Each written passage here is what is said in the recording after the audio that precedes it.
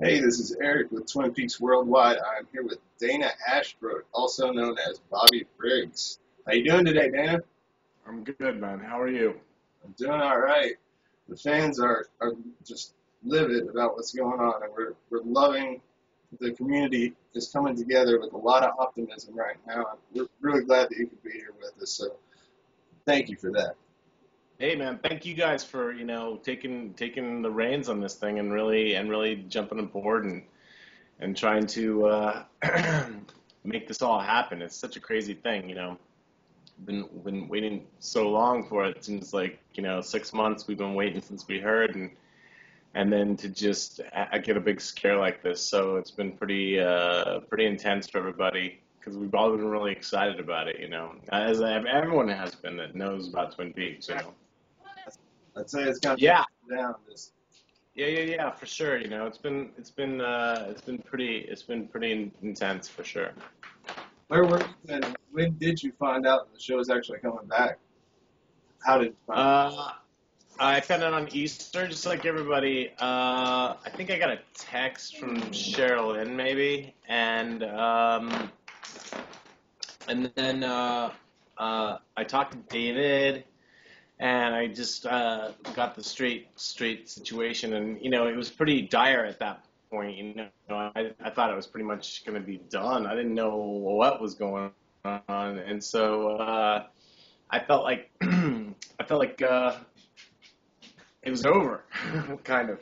And so it was pretty rough. But then I was I was sitting around, and I got a text, I think, from Cheryl Lynn about it, and then I called David and I talked to him, and he was pretty, and I looked online and I saw his tweets and stuff because I don't follow Twitter, but um, I was super surprised and super kind of freaked out, and we've been talking, all of us have been talking about it, for so much over the past 6 months, and so it's pretty surprising. Uh, but you can never count on anything really in this business until you're actually sitting there on the set. But we were all super scared and disappointed because David really is, he and Mark together are really what make the show. It's, Twin Peaks, and, they're both part of that, and it's two guys, two peaks, two guys, and they need each other,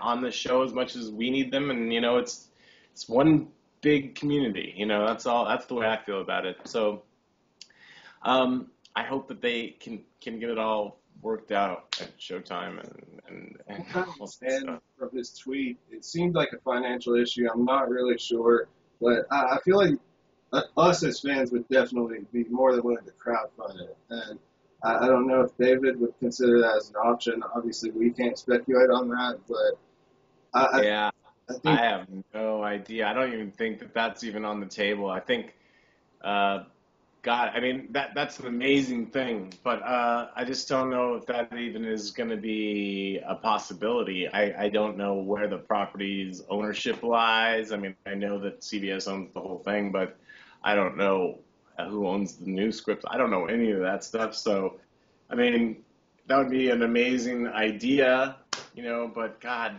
who knows? What I really want them to do is just work it out. That's what I really want everybody to do: just work it out and be happy, yeah, and let's go and be creative together, and I think that's really what everyone's working towards, and that's what I believe is going to happen. So, yeah. Cheryl and I were talking, and she said you guys were just like one big family. And right now, it's just a dysfunctional family, as she called it, that's trying to work out its right. problems. I feel like Right. I mean, it's kind of like a family. I mean, it's 25 years is a long time since we've all been working together and stuff, but it's sort of like a family in that you just pick up right where you left off. There's really, you don't even miss a beat. We've seen each other frequently over the years of different stuff, and especially recently because of all the like the DVD coming out and this thing that USC did, the symposium that USC did, and so we saw each other a lot lately. So it's just like, it's honestly like seeing my sister in California. Like when I see her, it's just like it picks right up. There's never a beat missed. yeah, Um, but yeah, I love those kids. We all went through like that was like our college years kind right. of, for all of us. Yeah, and being so young, I mean, how was that playing such an emotionally versatile character? I mean, there were some scenes that you just blew me away. For instance, the scene at the diner with Major Briggs is so emotional and so well done. I mean, was this emotionally exhausting for you at all, or? Yeah, it was a great scene. It was one of my favorite scenes. Honestly, I wasn't really, I wasn't, I wasn't that good in that scene, and Don Davis was so good in that scene, I thought. And then when they were shooting my coverage of that scene, Don actually got really emotional off camera when he was telling me the story about his colossal or whatever, and he got really emotional off camera. Camera wasn't even on him. He started crying, and it made me cry. And so he deserves all the credit. God rest his soul. I love the man. He deserves all the credit, honestly. That's what I was going to ask next. Is what was it like to work with Don Davis? He was an excellent man. Yeah, Don was great.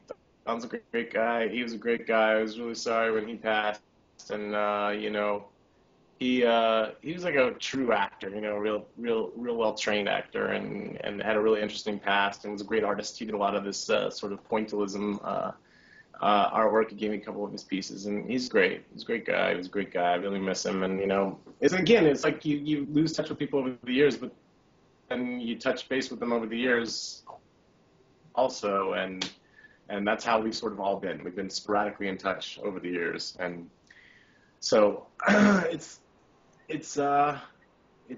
was really, looking forward to getting everyone back together was really sort of an attractive thing. So hopefully they'll work it out. That's what I think. Yeah, yeah. And I have a feeling, everybody pulling together. We're just hoping that David sees how much the fans want it, how much the cast wants it, and how great of a phenomenon it would be. Sherilyn and I were speaking about no one in Hollywood has ever been in this position that David is in.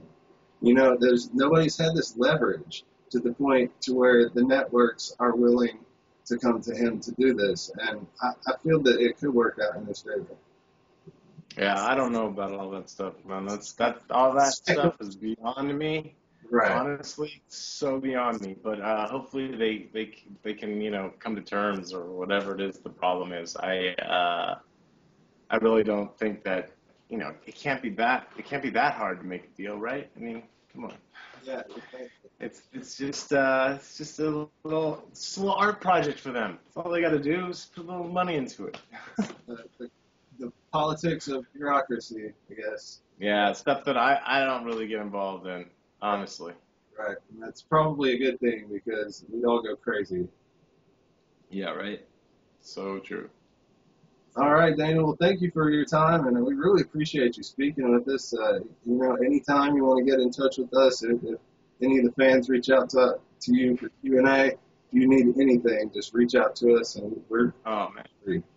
All your fans are here for you, and we love you. Thank you so much, and thanks for doing all this, and thank everybody out there for keeping up this sort of campaign that we're trying to do, and hopefully we'll all get to talk and happier, and we're all gonna move forward. You know what I mean? And then we'll all get to celebrate together. So right. Hopefully, keep your fingers crossed. Exactly. And I know you said you're not into Twitter, but hashtag Twin Peaks. Or save Twin Peaks. Yeah.